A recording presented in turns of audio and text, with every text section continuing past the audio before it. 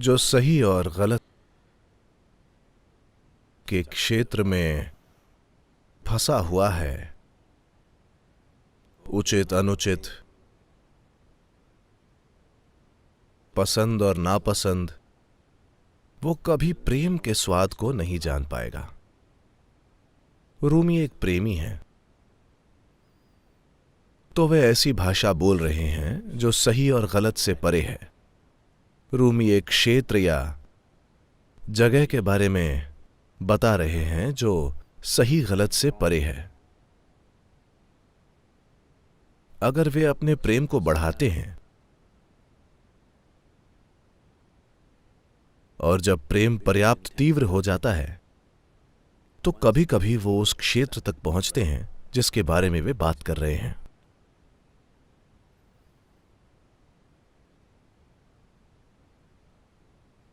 लेकिन योगी उसी क्षेत्र में होते हैं।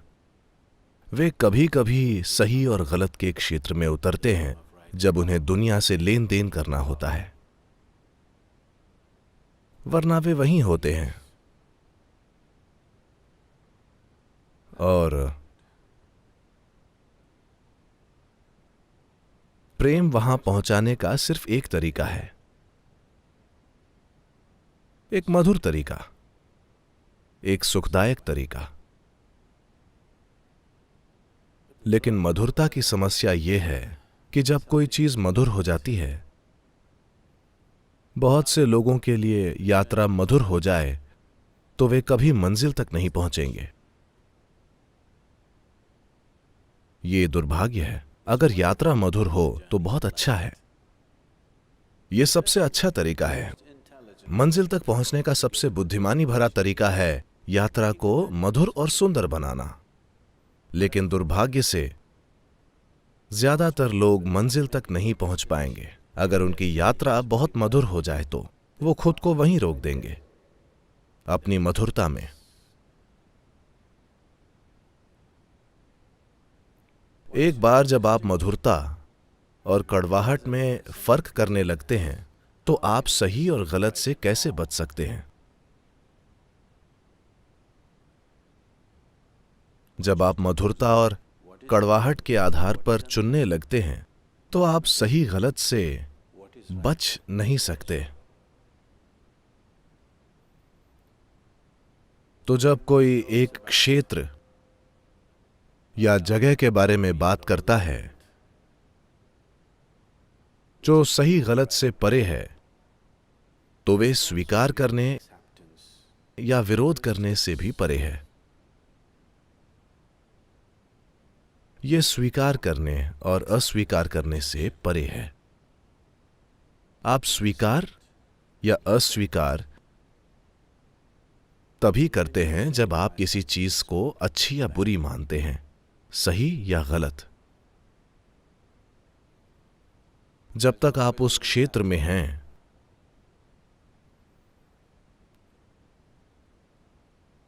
आप पसंद और नापसंद का आनंद लेंगे। अगर आप उस स्थिति में हैं जिसे आप अच्छा मानते हैं तो आप उसका आनंद लेंगे। अगर आप उस स्थिति में हैं जिसे आप बुरा मानते हैं तो आप उससे दुखी होंगे। ऐसी स्थिति में आमतौर पर इस संस्कृति में हम इसे रजस कहकर टाल देते हैं। राजसिक मतलब पसंद और नापसंद, मधुरता और कड़वाहट, सही और गलत, ये सभी चीजें। ये स्थिति दुनिया के कामों को संभालने के लिए बहुत महत्वपूर्ण है।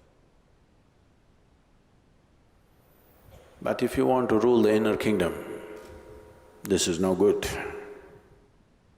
पर अगर आप भीतरी दुनिया पर राज करना चाहते हैं तो यह किसी काम की नहीं है।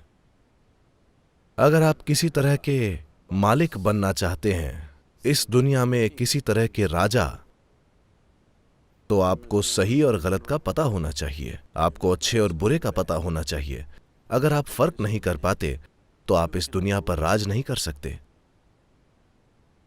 लेकिन अगर आप भीतरी दुनिया के राजा बनना चाहते हैं और तब अगर आप इस सही गलत में हैं तो आप कभी वहां नहीं पहुंच पाएंगे।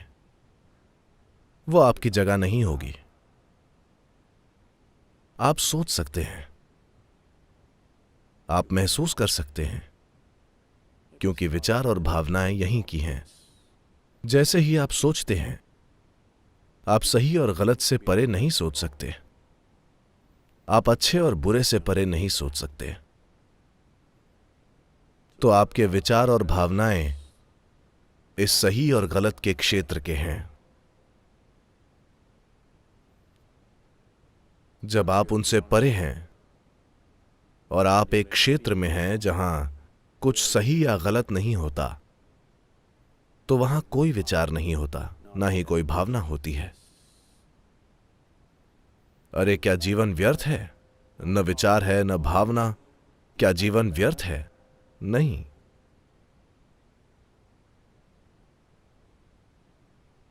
वो इंसान जो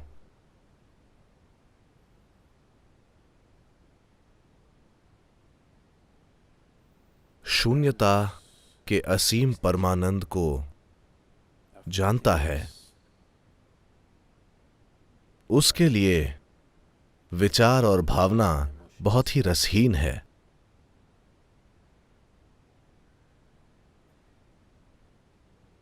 जो लगातार विचार और भावनाओं में, सही गलत में और जीवन के दोहरेपन में फंसा हुआ है, क्योंकि वो कोई बेहतर चीज नहीं जानता और वो इससे परे जाना नहीं जानता, तो उसे किसी तरह इन्हीं चीजों का सुख लेना पड़ता है, इन्हीं चीजों की बढ़ाई करनी पड़ती है। उसे इनको सबसे ऊंचा बनाना पड़ता है।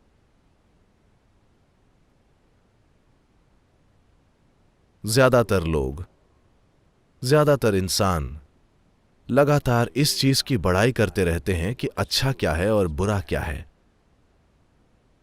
अच्छे गुण और बुरे गुण। दुनिया में इन्हीं चीजों को प्रेम, आदर और सम्मान मिलता है। बस यहां बैठने को कहते हैं मूर्खता, जिसका कोई फायदा नहीं। एक बार जब सही और गलत चला जाता है, तो सिर्फ विचार और भावनाएं ही नहीं चली जाती, काम करने की भी ज्यादा गुंजाइश नहीं बचती। अगर काम होता है तो वो सिर्फ आसपास की चीजों के उत्तर के रूप में होता है, क्योंकि उस इंसान में काम करने की जरूरत पूरी तरह गायब हो जाती है। प्रेम या नफरत करने की जरूरत उस इंसान में नहीं रहती। तो ये मत समझिए कि सही और गलत से परे होना प्रेम की स्थिति है। नहीं, ये प्रेम से कहीं परे है। अगर इसे बहुत सरलता से कहें, अगर इसे उन शब्दों में कहें जो बहुत भ्रष्ट हो चुके हैं, तो हम उसे योग कह सकते हैं, यानी सब कुछ एक हो गया है। प्रेम वहां तक पहुंचने का बस एक प्रयास है। प्रेम एक एस्केलेटर हो सकता है, लेकिन पहली मंजिल नहीं। यह कोई ऊंची मंजिल नहीं है, यह बस एक एस्केलेटर है। लेकिन कभी कभी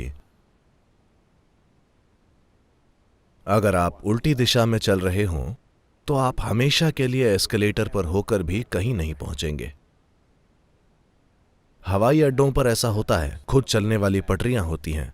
अगर आप उल्टी दिशा की पटरी पर चढ़ें तो हमेशा के लिए चल सकते हैं, पर कहीं नहीं पहुंचेंगे।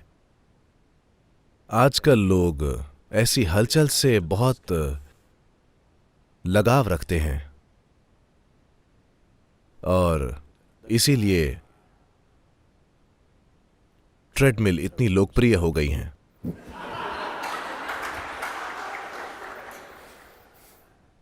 आप हमेशा के लिए चल सकते हैं, भाग सकते हैं, पर कहीं नहीं पहुंचेंगे।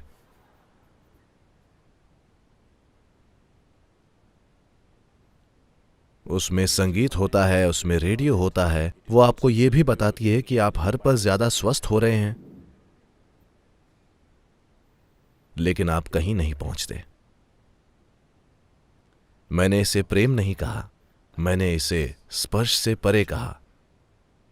स्पर्श से परे का मतलब है आप में उसे छूने की इच्छा नहीं है, या आप छू नहीं सकते।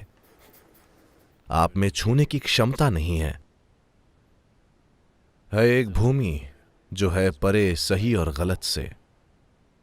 पहुंच के उस भूमि तक जब टिक जाते हैं आप वहां, तब कुछ अलग बनने और रोटी को जीने वाले इंसान लगेंगे उड़ाने मजाक और करने लगेंगे अपनी ईर्ष्या को छिपाने का प्रयास, और उतर कर आएंगे देवता नीचे पाने को आपका साथ। जाते हैं पहुंच जब एक बार आप वहां जो भूमि है गलत और सही से परे, तो फिर करनी नहीं होगी चिंता कभी कि है गलत या है गलती कोई। तो जब आप उस जगह पहुंच जाते हैं तब आपको गलती करने की चिंता नहीं करनी पड़ती। तब आप बस एक बेफिक्री के साथ जीते हैं और दूसरे लोगों को लगता है कि आप लापरवाह हैं। लेकिन जब गलती करने का कोई तरीका ही नहीं है तो परवाह करने की क्या जरूरत है।